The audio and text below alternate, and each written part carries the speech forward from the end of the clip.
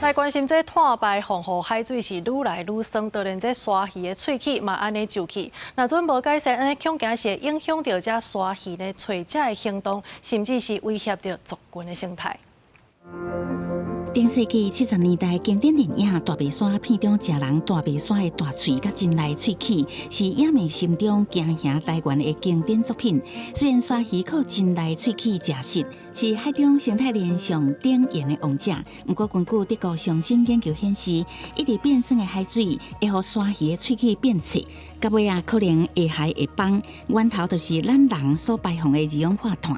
As humanity, we are bringing a lot of CO2 emissions in our atmosphere, and a lot of it goes to the sea in carbonic acid, and this makes the sea more acid. 鲨鱼的喙齿是由变定的磷酸盐组成的，不过在海洋持续变酸的环境，较会生歹去。研究指出，海洋变酸降低水中关键矿物质，像讲钙甲磷酸盐的使用，这对需要挖靠这矿物质来建造外壳甲骨骼的生物，像讲珊瑚甲贝类造成威胁。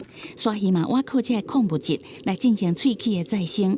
鲨鱼的下颌大部分有真侪排喙齿，新发的喙齿会快速撒向前来代替失去的喙齿。The sharks can replace their teeth. This is one good news, but they have to produce new teeth, and this could be harder in more acidified water. And we also know that it sometimes take maybe months or years to use one teeth and to replace it. 目前海洋的平均酸碱值是8.1，不过一定到2300年会降到7.3。这个变化会使你水的酸度增加10倍。有一寡鲨鱼喘气喙爱开开，所以喙齿较会生歹去。总讲酸碱值有小可降低，也可能对鲨鱼这种喙齿换新速度较慢的物种带来严重的伤害。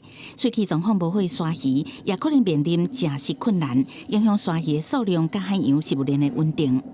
The sharks are in a key role in marine ecosystems. If sharks are missing, we can see top-down effects on all other marine species. So they are very, very important for coral reefs, for seaweed areas, and we need sharks for a healthy ocean, and we need a healthy ocean for a healthy planet and a healthy ecosystem. 鲨鱼的喙齿是为了切割肉类才发展出来的高效率武器，不是抵抗人类造成的气候暖化、致使海洋变酸的工具。更较凸显，准讲是自然界上介来的武器，也有伊脆弱的所在。